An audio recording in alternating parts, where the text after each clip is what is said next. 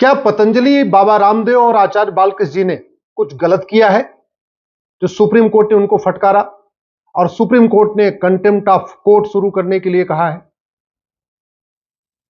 इस पूरे विवाद की शुरुआत होती है इंडियन मेडिकल एसोसिएशन की एक पीआईएल से।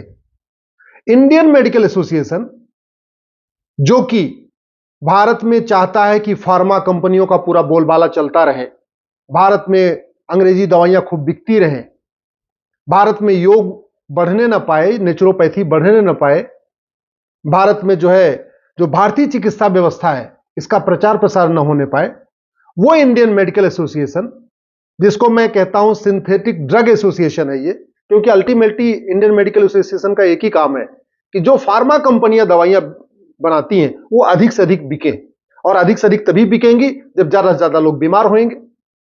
वो Indian medical association supreme court जाता है।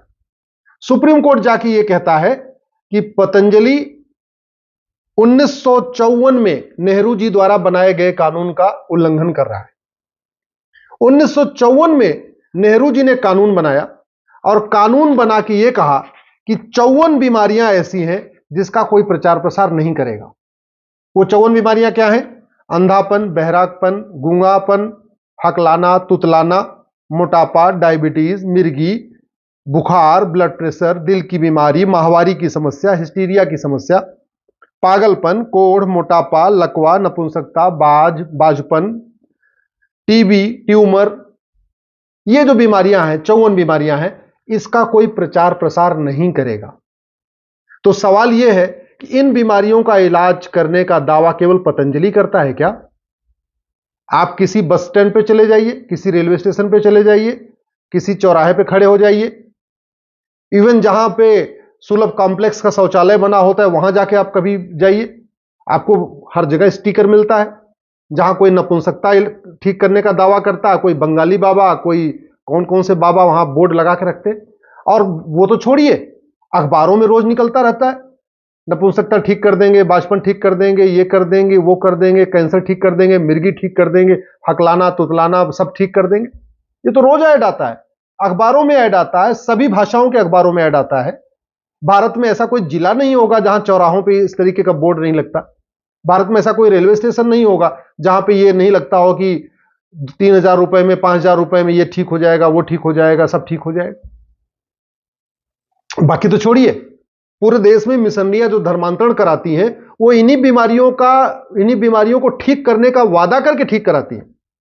चाहे वो पंजाब हो, चाहे वो आपका हिमाचल हो, चाहे उत्तर प्रदेश हो, चाहे बंगाल हो, ईसाई मिशनरियां इन्हीं बीमारियों का, कैंसर का, बाजपन का, नपुंसकता का और पता नहीं कौन कौन सी बीमारियों को ठीक करने का दावा करती हैं और चंगाई सभा करती हैं, और चंगाई सभा बुला बुला के इन्हीं बीमारियों को ठीक करने के नाम पे कन्वर्ट करा लेती हैं। पंजाब में तो इतने सारे पास्टर हैं, वो सुबह शाम उनको लेके दिन भर यही काम करते रहते हैं, उनके तो हजारों वीडियो सोशल मीडिया में वायरल हो रहे हैं। तो अगर वास्तव में यह कानून कहता है कि कोई भी बीमारी ठीक करने का दावा नहीं करेगा, तो सबसे पहले ईसाई मिशनरियों के खिलाफ कार्रवाई होनी चाहिए थी, जो पूरे देर भारत में गरीबों को झूठा दावा करके ठीक करने का वादा करती हैं, उनको कन्वर्ट करा लेती है। ऐसे मुस्लिम ऑर्गेनाइजेशन काला जादू दिखा के, अंधविश्वास फैला के, मजार के आसपास, दरगाह के आसपास वहां बैठे हुए हैं, वहां लोग जाते हैं, वो कहते हैं जी बस ठीक है, यहां पे ये कर देंगे, तुम्हारा ये ठीक हो जाएगा, बीमारी ठीक हो जाएगी, बच्चा पैदा होगा, बेटी हो रही है तो बेटा पैदा होना शुरू हो जाएगा। क्या क्या लोग करते रहते हैं। आज तक किसी मिशनरी के खिलाफ इस कानून के अंतर्गत कार्रवाई नहीं हुई।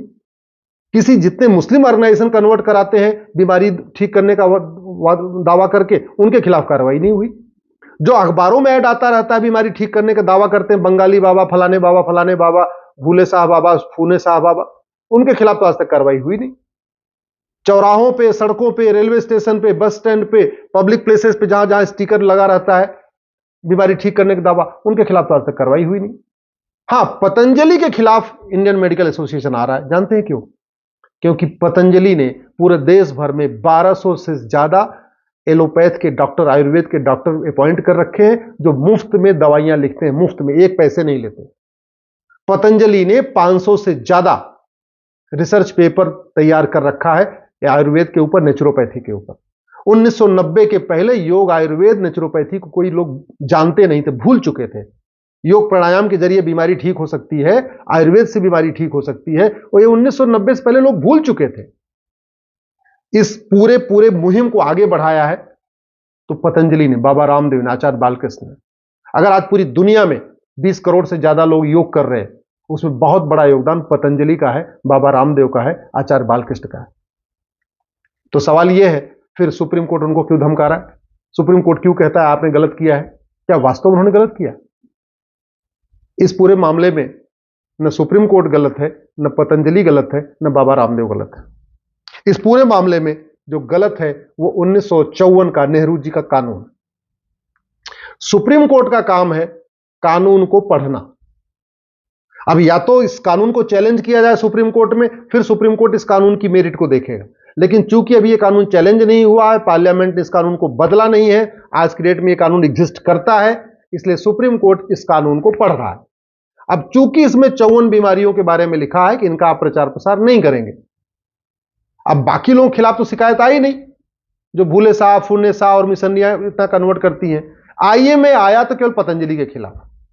आईएमए को अगर इतनी चिंता थी कि भारत में काला जादू बंद होना चाहिए, अंधविश्वास बंद होना चाहिए, भारत में लोगों की जान बचनी चाहिए, बड़ी जान की, इसका आईएमए को वास्तव में चिंता है, तो उसको सुप्रीम कोर्ट में एक पिटीशन फाइल करना चाहिए था कि साहब ऐसे है, हर जगह चौराहे पे, गली मोहल्लों में, बड़े बड़े अखबारों में ऐसे अखबार बैनर पोस्टर आते रहते हैं, एक पूरे देश के लिए गाइडलाइन बनाइए, इस तरीके का कोई एडवर्टीजमेंट नहीं करेगा।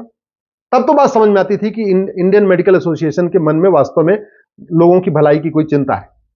लेकिन वो गया और केवल पतंजलि के खिलाफ। और सबसे आश्चर्य की बात कि इंडियन मेडिकल एसोसिएशन की पीआईएल को सुप्रीम कोर्ट ने एक्सेप्ट भी कर लिया। ज्यादातर ऐसे मैटर में सुप्रीम कोर्ट ये कहता है आप अपने हाई कोर्ट में जाओ भाई, कानून अगर है इसको लागू करना इंडियन मेडिकल एसोसिएशन की ड्यूटी नहीं है। इस कानून को लागू करने के लिए अथॉरिटी बनी होती है, डीएम होते हैं, कलेक्टर होते हैं, और भी एजेंसीज होती है, नीचे होती है। अगर चलिए मान लेते हैं ये डीएम, कलेक्टर और भी जो अथॉरिटी है वो पतंजलि के खिलाफ कुछ नहीं कर रही है, तो Indian medical association maximum high court जा सकता है आर्टिकल 226 में।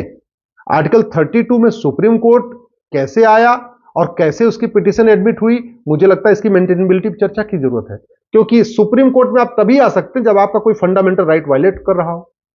इंडियन मेडिकल एसोसिएशन का कौन सा फंडामेंटल राइट वायलेट हो रहा है अगर बाबा रामदेव बीमारियों के इलाज के लिए चारों तरफ बता रहे हैं? इंडियन मेडिकल एसोसिएशन का कौन सा फंडामेंटल राइट वायलेट हो रहा है अगर पतंजलि पे अखबारों में इश्तिहार देके कहती है कि हम फला फला फला बीमारियों को ठीक करेंगे? इंडियन मेडिकल एसोसिएशन का ऐसा कौन सा फंडामेंटल राइट हो रहा है अगर आचार्य बालकृष्ण और बाबा रामदेव प्रेस कॉन्फ्रेंस करके कह रहे हैं कि हम नपुंसकता ठीक कर सकते हैं, अस्थमा ठीक कर सकते हैं, योग प्राणायाम के जरिए हम मोटापा ठीक कर सकते हैं, ब्लड प्रेशर ठीक कर सकते हैं, और भी बीमारियां ठीक कर सकते हैं? इंडियन मेडिकल एसोसिएशन तो केवल और केवल फार्मा कंपनियों के लिए बना हुआ है ना। फार्मा कंपनियों का उनका बाजार बढ़ता जाए, फार्मा कंपनी दवाइयां खूब बिकती जाएं, चाहे वो भारत की फार्मा कंपनियां हैं या खासतौर पर चाहे विदेशी फार्मा कंपनियां हैं, इनका व्यापार खूब भारत में बढ़े, उसको यही चिंता है, तो वो व्यापार करे। लेकिन अगर कोई व्यक्ति ये कह रहा है कि नहीं, बीमार होने की जरूरत ही नहीं है, योग प्राणायाम करो आपकी बीमारी होगी नहीं, तो फिर आईएमए को क्या दिक्कत होती है? इसलिए मैं कहता हूं ये इंडियन मेडिकल एसोसिएशन नाम है इंडियन, वास्तव में ये इंडियन मेडिकल सिस्टम के ठीक खिलाफ है।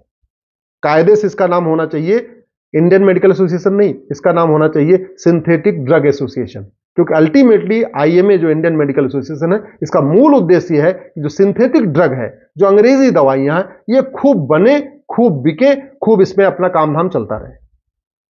अब बात आते हैं सुप्रीम कोर्ट पे। क्या सुप्रीम कोर्ट ने गलत किया बाबा रामदेव को बुला के, पतंजलि को बुला के? तो स्वाभाविक सी बात है, कानून ये चल ही रहा है 1954 वाला, उसमें लिखा हुआ कि 54 बीमारियों का प्रचार प्रसार नहीं करेंगे, तो सुप्रीम कोर्ट ने सीधे सीधे उनके खिलाफ कार्रवाई शुरू कर दिया।